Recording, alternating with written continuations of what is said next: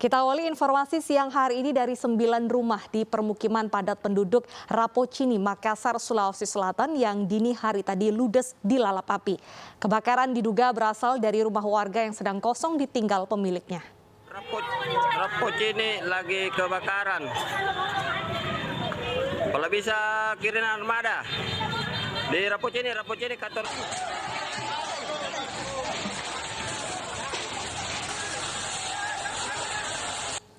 Warga Rapocini, Makassar digemparkan dengan kebakaran yang melanda belasan rumah di permukiman padat penduduk ke Jalan Inspeksi Kanal.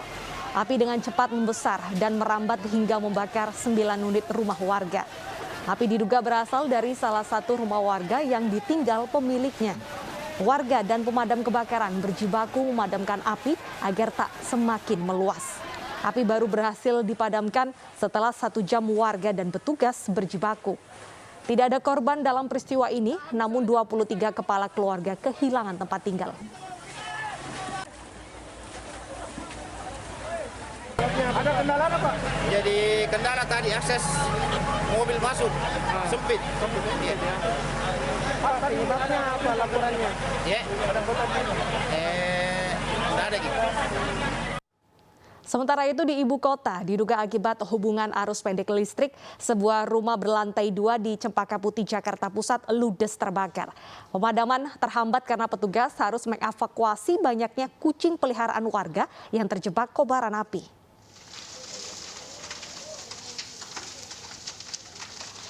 Kobaran api dengan cepat membesar dan melumat habis bangunan rumah beserta isinya di Jalan Cempaka 3, Cempaka Putih, Jakarta Pusat. Petugas yang diterjunkan sempat kesulitan menembus akses masuk gang yang sempit. Api berhasil dipadamkan setelah 20 menit. Saat pemadaman, petugas juga direpotkan dengan banyaknya kucing warga yang harus dievakuasi dari kebakaran. Tidak ada korban jiwa dalam peristiwa ini pemirsa, namun kerugian material diperkirakan mencapai ratusan juta rupiah. Yang terbakar ada 2 rumah, kebetulan rumah tersebut adalah rumah permanen, jadi alhamdulillah tidak terjadi perambatan. Tetapi juga ada masyarakat yang memiliki penyayang kucing. Nah, itu juga salah satu bentuk untuk pelayanan kita kepada masyarakat. 1 orang tewas terjepit badan mobil saat sebuah pikap terjun ke sawah di Purwakarta, Jawa Barat. Sementara di Karangasem, Bali, seorang penumpang tewas saat minibus terjun ke jurang. Mobil truk batu merah. Mobil bak terbuka pengangkut batu bata ini terbalik setelah terjun ke sawah di Desa Tanjung Sari, Purwakarta, Jawa Barat. Warga berupaya menyelamatkan kernet yang terjepit badan mobil, namun nyawa korban tak tertolong. Sementara sopir berhasil menyelamatkan diri. Kecelakaan dipicu mobil tak kuat melintasi jalan menanjak sehingga mesin tiba-tiba mati. Kemudian mundur dan terjun ke sawah. Sementara di Karangasem, Bali, sebuah minibus terjun ke jurang sedalam 30 meter. Tim SAR dan warga berusaha mengevakuasi korban. Penumpang luka-luka dibawa ke rumah sakit terdekat, sementara 1 penumpang lainnya tewas. Diduga kecelakaan dipicu rem yang tidak berfungsi. Korban terdiri dari 1 keluarga yang dalam perjalanan pulang dari hajatan.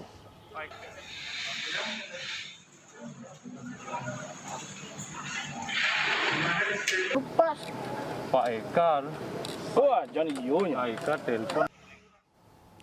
Kita beralih ke informasi lainnya pemirsa, seorang pemuda nekat hendak merampas senjata laras panjang milik polisi di depan sebuah ATM di Deli Serdang, Sumatera Utara.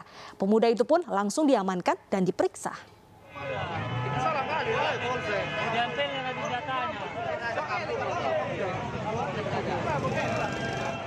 Pemuda ini nyaris diamuk warga dan Satpam Rumah Sakit Umum Sembiring, Kabupaten Deli Serdang, Sumatera Utara. Sebelumnya pemuda ini cekcok dengan polisi yang sedang mengawal pengisian uang ke mesin ATM di depan rumah sakit.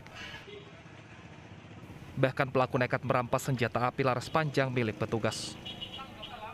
Satpam pun membantu polisi untuk mengamankan pemuda. Aku berdiri mengawal ATM. Mau dirampas ya senjataku bang, dipinta senjataku. Untuk apa bilang mau dirampas ya? Ada indikasi mau ngerampok dia enggak? Ya nggak ada, nggak sempat berargumen orang berantem. Oh, dia sempat berduel? Udah berdua kan bisa kan. Oh, mau direbut senjata? Iya. Hingga kini polisi masih memeriksa motif pemuda yang nekat hendak merampas senjata api laras panjang yang dibawa polisi. Dari Medan, Sumatera Utara, Said Ilham, iNews melaporkan. Orang tua gerebek anak kandungnya yang diduga tengah berbuat mesum di sebuah kamar kos di kawasan Rapocini, Makassar, Sulawesi Selatan. Diduga sang anak terlibat prostitusi online dan telah kabur dari rumah selama 1 bulan.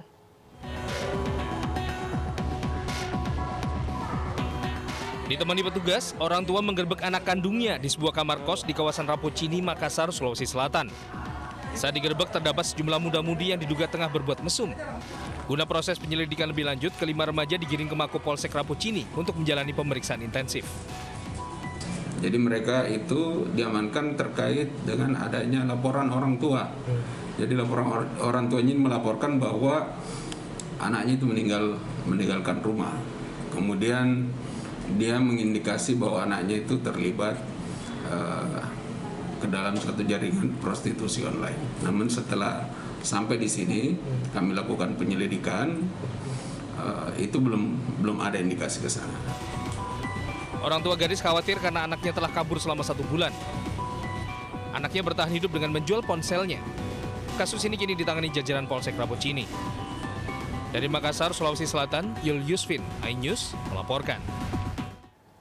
Selebgram Ayu Thalia menyerahkan alat bukti baru penganiayaan yang diduga dilakukan oleh putra sulung Ahok, Sean Cahaya Purnama. Salah satu alat bukti adalah celana yang dipakai Ayu saat dugaan penganiayaan terjadi. Didampingi kuasa hukumnya, selebgram Ayu Thalia menyerahkan alat bukti baru ke Mapolsek Penjaringan, Jakarta Utara. Alat bukti baru yang diserahkan adalah celana yang digunakan saat dugaan penganiayaan terjadi. Ia juga dimintai keterangan oleh penyidik terkait kasus dugaan penganiayaan yang melibatkan putra sulung Ahok, Sean Cahaya Purnama. Prinsip saya dari awal melapor ke pihak berwajib kan karena saya ingin keadilan di kasus yang saya derita ini, yang saya alami ini. Ya untuk kedepannya pasti yang saya harapkan adalah keadilan yang seadil-adilnya, nggak pilih-pilih. Sebelumnya pemirsa, putra mantan Gubernur DKI Jakarta Basuki Cahayapurnama yaitu Nicholas Sean dilaporkan ke polisi atas dugaan kasus kekerasan. Sean dilaporkan selebgram Ayu Thalia yang mengklaim memiliki hubungan khusus dengan Sean. Terkait kasus ini, Sean melaporkan balik Ayu Thalia atas dugaan pencemaran nama baik.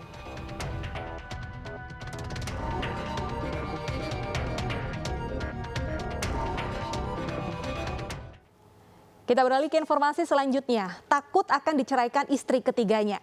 Bandar narkoba di Pontianak berhasil kabur dari lapas kelas 2A Pontianak. Namun persembunyian bandar narkoba ini akhirnya terungkap sehingga langsung ditangkap polisi.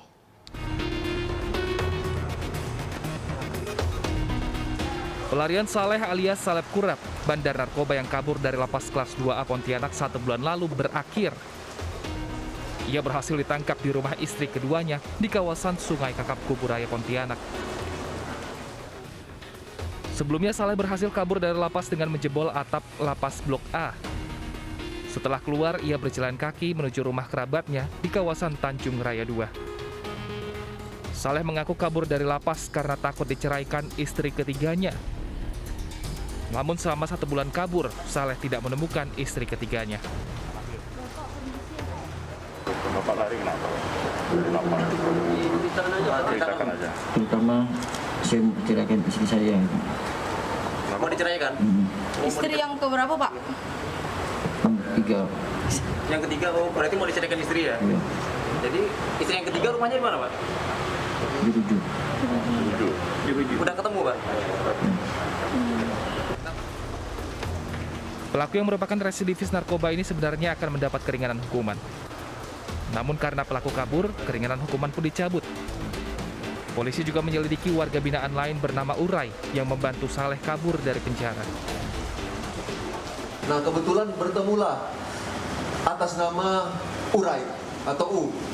Nah, dari situ jadi bahan diskusi dan menjadi curhat dari SK, sehingga Urai pada akhirnya mungkin karena saking lamanya si tersangka ini, DPO ini sebagai penghuni lapas, sehingga Urai mau membantu. Saleh kabur pada tanggal 3 September 2021 lalu. Setelah Saleh berhasil kabur, pengamanan lapas pun diperketat agar tidak ada lagi warga binaan yang kabur. Dari Pontianak, Kalimantan Barat, Faisal Abu Bakar, iNews melaporkan. Arus lalu lintas Simpang Gadok Puncak, Jawa Barat di akhir pekan kembali padat. Simak informasi selengkapnya usai jeda, tetaplah di iNews Siang.